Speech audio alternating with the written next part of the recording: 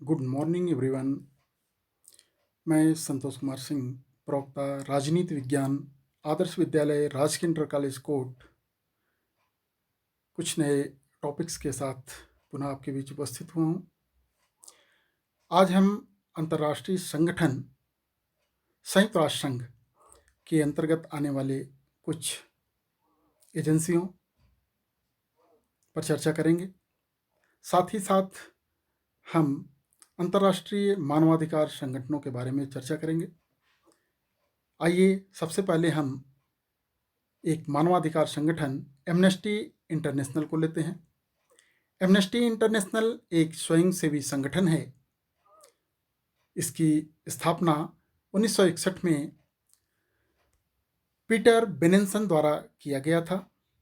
यह पूरे विश्व में मानवाधिकारों की रक्षा के लिए अभियान चलाता है। यह संगठन मानवाधिकार से जुड़ी रिपोर्ट तैयार करके उसे प्रकाशित करता है। सरकारों को ये रिपोर्ट अक्सर नागवार लगती है, क्योंकि इस संगठन का ज़्यादा जोर सरकारों द्वारा किए जा रहे दुर्व्यवहार पर होता है। ये रिपोर्ट मानवाधिकारों से संबंधित अनुसंधान और तरफदारी में बड़ी महत्वपूर्ण भूमिका का निर्वहन करता है। इसका मुख्यालय लंदन में है। दूसरा अंतर्राष्ट्रीय मानवाधिकार संगठन ह्यूमन राइट वॉच है। ह्यूमन राइट वॉच मानवाधिकारों की वकालत और उससे संबंधित अनुसंधान करने वाला एक अमेरिकी स्वयंसेवी संगठन है। इसकी स्थापना 1978 में हुई थी। इसका लक्ष्य एक न्याय की आवाज़ बनाना है। यह समस्त विश्व की मीडिया का ध्यान मानवाधिकारों के उल्लंघन की ओर खींचता है। इसने बारूदी सुरंगों पर रोक लगाने के लिए, बाल सैनिकों का प्रयोग रोकने के लिए और अंतर्राष्ट्रीय दंड न्यायालय स्थापित करने के लिए अभियान चलाने में मदद की है। इसका मुख्यालय अमेरिका के न्यूयॉर्क में है। अगली एजेंसी जिस पर हम चर्चा करना चाहेंगे वह है यूनेस्को, संयुक्त राष्ट्र शैक्षणिक, वैज्ञानिक एवं सांस्कृतिक संगठन, अर्थात United Nations Educational, Scientific and Cultural Organization. यह यूनेस्को का पूरा नाम है। इसकी स्थापना 4 नवंबर 1946 को हुई थी। इसे 14 दिसंबर 1946 को संयुक्त राष्ट्र संघ के साथ जोड़ दिया गया। इसका मुख्यालय फ्रांस के पेरिस शहर में है। वर्तमान में इसकी सदस्य संख्या 193 है। इसके जो महत्वपूर्ण कार्य हैं मैं उन पर चर्चा करना चाहूँगा। इसका पहला महत्वपूर्ण कार्य है वर्तमान की मुख्य घटनाओं के प्रति समझ विकसित करने वाले विचारक संगठन की भूमिका निभाना और बौद्धिक तथा नैतिक दिशा निर्देश तैयार करना।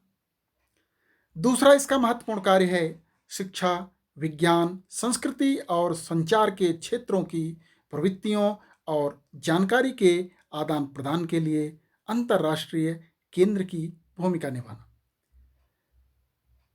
यह संगठन इसलिए अत्यंत महत्वपूर्ण है कि यह संगठन पूरी दुनिया में विज्ञान, शिक्षा, संस्कृति और संचार की नवीन प्रवृत्तियों के लिए एक अंतर्राष्ट्रीय केंद्र के रूप में कार्य करता है। नेक्स्ट जिस संगठन पर मैं चर्चा करना चाहूँगा, जो एजेंसी है वह है यूनिसेफ, अर्थात यूनाइटेड नेशंस चिल्ड्रन फंड, संयुक्त राष्ट्र बाल कोष।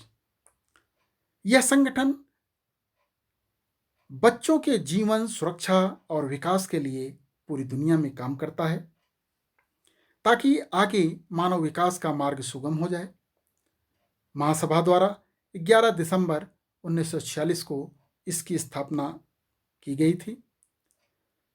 इसके स्थापना का मूल उद्देश्य युद्ध के बाद के यूरोप और चीन के बच्चों की संकटकालीन जरूरतें पूरी करना था। अब यूनिसेफ दुनिया में हर जगह 18 वर्ष से कम आयु के बच्चों की हालत सुधारने के लिए सरकारों से सहयोग करता है। इसका मुख्य कार्य बच्चों के अधिकारों की रक्षा करना, उन्हें बढ़ावा देना तथा संरक्षण देना है। इसका दूसरा महत्वपूर्ण कार्य विश्व के सर्वाधिक उपेक्षित बच्चों को विशेष संरक्षण प्रदान करना। इसके अतिरिक्त लड़कियों और महिलाओं के समान अधिकारों को बढ़ावा देना और उनके समुदायों के विकास में उनकी संपूर्ण भागीदारी सुनिश्चित करना। अब आइए हम सुरक्षा परिषद को प्राप्त एक महत्वपूर्ण अधिकार जो प्रायः पूछा जाता है वह है निषेधाधिकार, जिसे हम वीटो पावर कहते हैं। वीटो पावर सुरक्षा परिषद के स्थायी सदस्यों फ्रांस, अमेरिका, रूस, चीन और ब्रिटेन को प्राप्त महत्वपूर्ण अधिकार है। निषेधाधिकार का अर्थ होता है कि यदि इन पांचों सदस्य देशों में से कोई भी एक सदस्य राष्ट्र सुरक्षा परिषद में रखे प्रस्ताव के विरोध में वोट डाल दे तो वह प्रस्ताव पारित नहीं होगा। परंतु यदि सुरक्षा परिषद का कोई स्थायी सदस्य अनुपस्थित रहता है तो उसे निषेधाधिकार का प्रयोग नहीं माना जाएगा। कहने का कि संयुक्त राष्ट्र सुरक्षा परिषद में विचारार्थ जो भी विषय, जो भी मुद्दे आते हैं, उसको पारित होने के लिए 15 में से 9 सदस्यों का समर्थन प्राप्त होना आवश्यक है। परंतु उन 9 सदस्यों में से 5 स्थायी सदस्यों का सकारात्मक मत आवश्यक है। हाँ, यदि कोई सदस्य मतदान में भाग नहीं लेता है, बायकॉट कर देता है, तो ऐसी परिस्थिति में प्रस्ताव को पारित माना जाएगा। अगला जो हम महत्वपूर्ण विषय उठाना चाहेंगे वह है भारत के नागरिक के रूप में सुरक्षा परिषद में भारत की स्थायी सदस्यता के समर्थन में तर्क। आज प्रायः यह प्रश्न उठ रहा है कि संयुक्त राष्ट्र संघ में सुधार की अत्यंत आवश्यकता है। नई शक्तियों का उदय हुआ है और उनको भी संगठन में शामिल किया जाना चाहिए। कई ऐसे देश हैं जो सुरक्षा परिषद में स्थायी सदस्यता का दावा प्रस्तुत कर रहे हैं। इसी पृष्ठभूमि में भारत भी एक प्रबल दावेदार के रूप में उभर कर सामने आया है।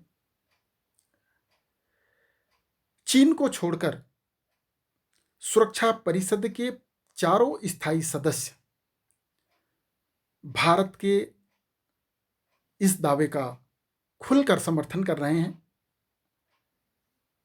आइए, क्यों समर्थन कर रहे हैं, हम एक भारत के नागरिक की हैसियत से हम उन तथ्यों पर प्रकाश डालना चाहेंगे, हम वे तर्क प्रस्तुत करना चाहेंगे जिसके आधार पर हम कह सकते हैं कि भारत सुरक्षा परिषद का स्थायी सदस्य बनने का हकदार है। पहला तर्क तो यही है कि भारत विश्व में सबसे बड़ी आबादी वाला दूसरा देश है, क्षेत्रफल की दृष्टि से 7वां बड़ा देश है। दूसरा तर्क हम प्रस्तुत कर सकते हैं कि भारत में विश्व की कुल जनसंख्या का 1/5वां हिस्सा निवास करता है। भारत दुनिया का सबसे बड़ा लोकतंत्र है। भारत एक जिम्मेदार परमाणु शक्ति संपन्न राष्ट्र है। भारत संयुक्त राष्ट्र संघ के शांति बहाल करने के प्रयासों में लंबे समय से ठोस भूमिका निभाता आ रहा है। इसके अतिरिक्त आज भारत अंतर्राष्ट्रीय परिदृश्य पर एक बड़ी आर्थिक शक्ति बनकर उभर रहा है। आज भारत दुनिया का 5वीं सबसे बड़ी आर्थिक शक्ति है और शीघ्र ही इसे शीर्ष 3 देशों में पहुंचने की संभावना है। इसके अतिरिक्त भारत ने संयुक्त राष्ट्र संघ के बजट में नियमित रूप से अपना योगदान दिया है और वह कभी भी अपने भुगतान से विचलित चूका नहीं है, समय पर भुगतान करता रहा है।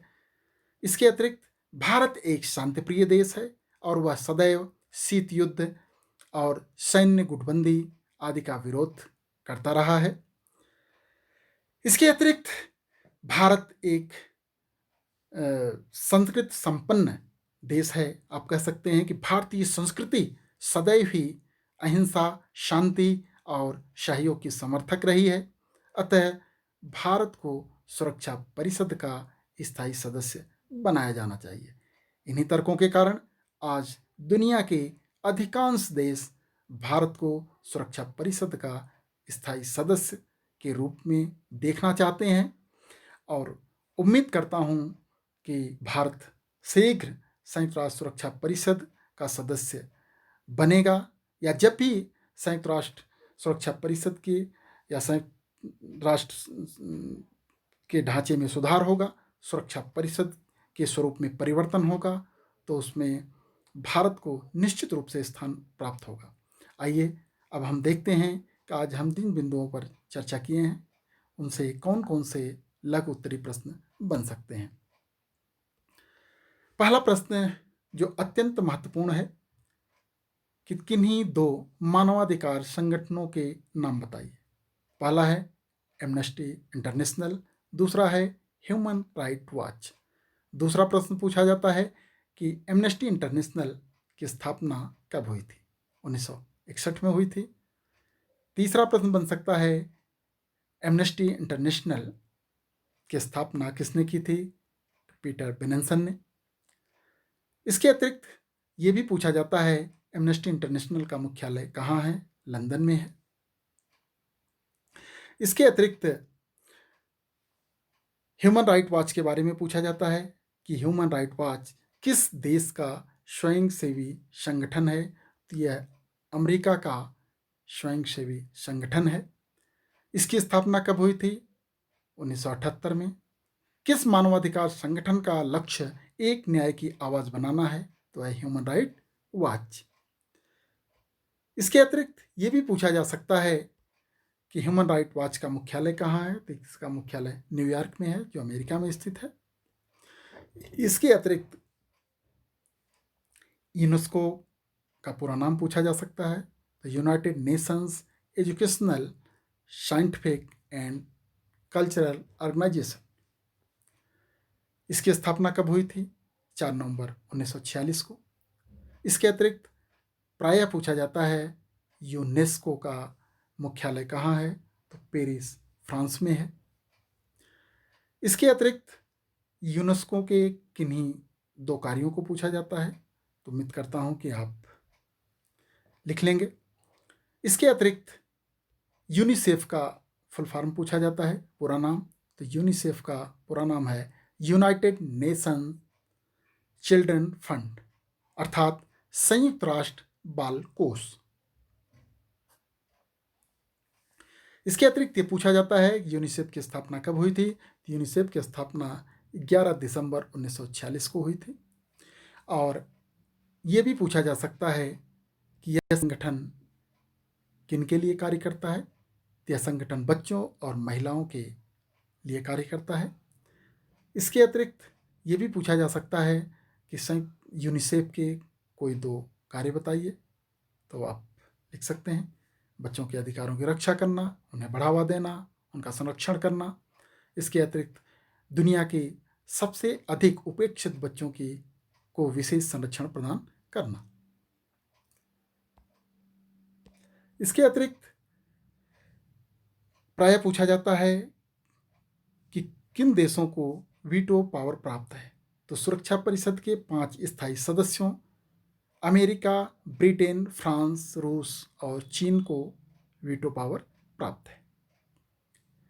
इसके अतिरिक्त ये भी पूछा जाता है कि भारत के नागरिक के रूप में सुरक्षा परिषद में भारत की स्थायी सदस्यता के संदर्भ में क्या तर्क देंगे? इस पर बड़े प्रश्न बनते हैं और उम्मीद करता हूँ कि आज जो कुछ भी हमने आपको बताया उसको आपने समझ लिया होगा। और फिर मैं नेक्स्ट एक नए वीडियो के साथ आपके साथ उपस्थित होंगे। तब तक के लिए आप अपना ख्याल रखें। धन्यवाद।